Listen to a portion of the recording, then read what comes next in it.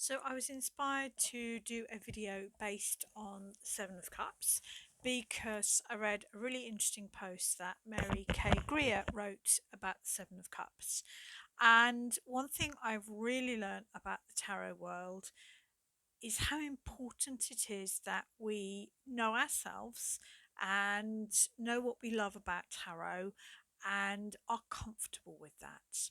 And Mary K. Greer's post was all about Kabbalah and the Golden Dawn and the occult symbolism and Arthur Waite, and it was fascinating, but it really made me look at how I look at the Seven of Cups and how differently I look at the Seven of Cups. And the important takeaway here is we're both right. And that's what I love about tarot. You can be fascinated about the Kabbalah, you can be fascinated about the astrology, you can be fascinated about the numerology, you can be fascinated about the occult origins within Golden Dawn or Crowley or going further back, and we can all look at a card and see it from a really different angle, and we don't have to fight dogmatically over who's right and who's wrong, but we can look at each other's opinions and understand our own viewpoint differently because of that. And I loved reading it, and I loved thinking, geez, I didn't know any of that, but it kind of makes sense, and I'm glad I'm reading it, but I don't feel any obligation to deep dive any further because I am much more focused on the practical day-to-day use of tarot than the history or the occult origins. So I thought I would share that insight and then share my understanding about the Seven of Cups. So for me, try to see the tarot cards as reflecting everyday life because I make my money reading the tarot cards, and that's what people want to know about. They want to know about their love life, about their marriage, about their boyfriend, about their girlfriend, about their job. That's what people want to know about. So when I think about the Seven of Cups, the first thing I think about is the entire suit of cups. And to me, the suit of cups is about our heart, our emotions, how we feel. It's about that daydreamy, kind of lost in a bit of an imagination, visualization, emotional sort of a state. So to me, that's what the suit of cups are about. It's about how do I feel? And seven is a really magical number. All of the sevens in the Rider Waite Tarot are about change, they are about transformation. They can be complicated cards because of that.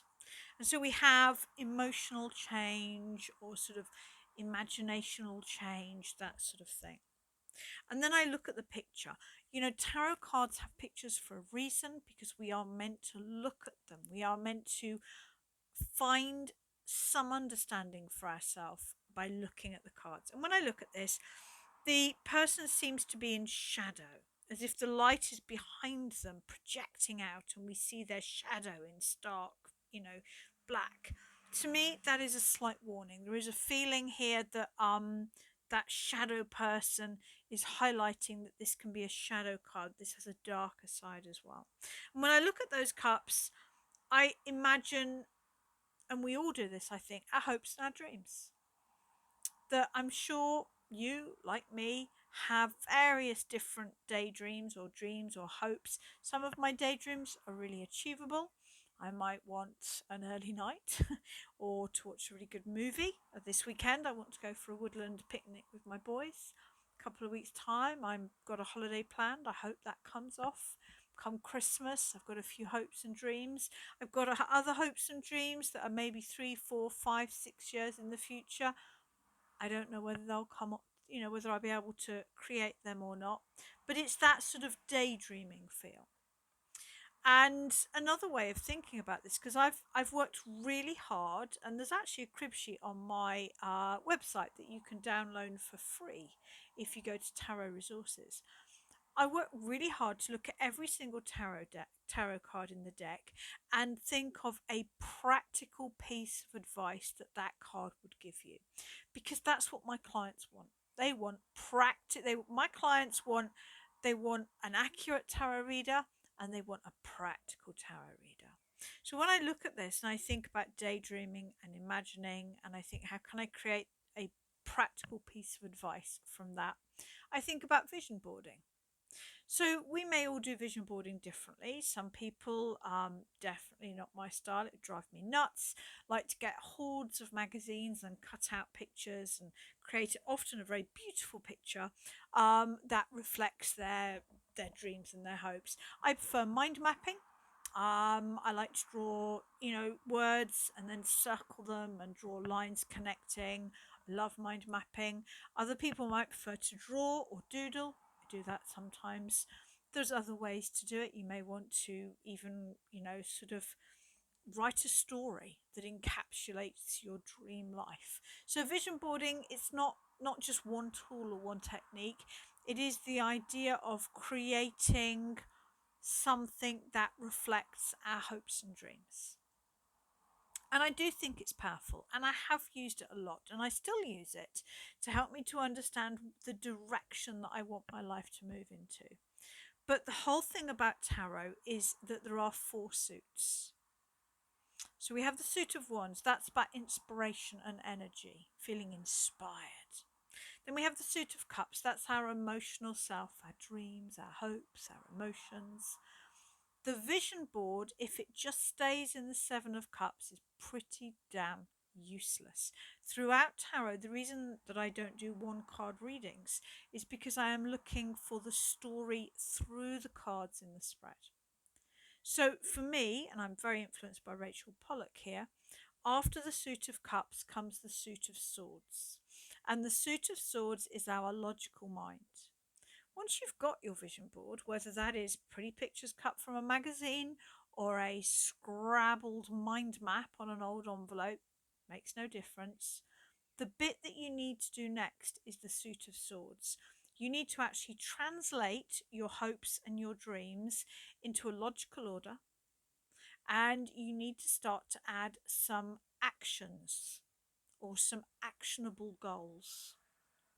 That's what the suit of swords is. It is about saying, let's say one of my dreams is to write a rune book. I'm getting on there. I've got about 8,000 words collated, and probably about another, probably 10,000 words that is not collated but is written. But what I do need to start doing is I need to start setting some actionable goals. I need to start working out this week. I want to collate all my notes. Next week, I want to define my notes en frais. I need that because at the moment it's very much like a dream, and I need that actionable goals. And after the suit of swords, we have the suit of pentacles, and the suit of pentacles is practical action. That is getting up, looking at my list of goals and going, oh, today I need to, do this, and doing it. And so to me, the Seven of Cups can be understood by understanding the suit of cups and by understanding the suits either side of the suit of cups, the wands for inspiration, the swords for logic and goal setting and planning, the pentacles for action. If I'm seeing this in a reading, I'm looking to see, is somebody stuck in the Seven of Cups? Are they lost in thinking that their dreams are becoming reality without actually following through on any goals or action? Or, and this can happen as well, is the Seven of Cups detached from the reading in some way? Does it not fit the narrative? Has somebody not actually stopped to work out what their dreams and hopes are? I read for a surprising number of people that have never stopped to think about or connect with their dreams and hopes. Of course, the Seven of Cups can be getting over identifying with those dreams and hopes. That can be leading to, addiction, where perhaps somebody is so connected to the fact that they will win the lottery, or they will win this or that, or that drinking alcohol will make them confident, that they get over caught up in that addictive pattern. So there is that danger there that you can become over identified with your dreams and goals without actually having the suit of swords, a logical set of goals to follow, and the suit of pentacles actually following through. So I love the Seven of Cups. In Mary's post, she was discussing, commenting on what the different cups can mean. I've never come across a single idea that everyone agrees on.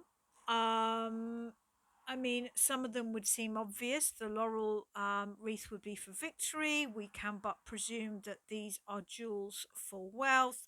We can but presume that this is status in some form. The castle on the rock. It could be security.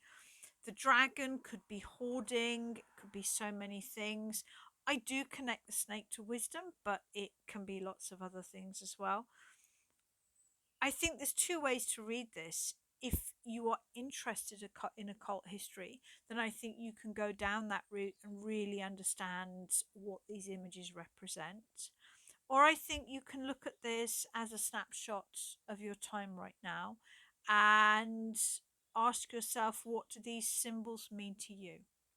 Because a symbol can be read in different ways.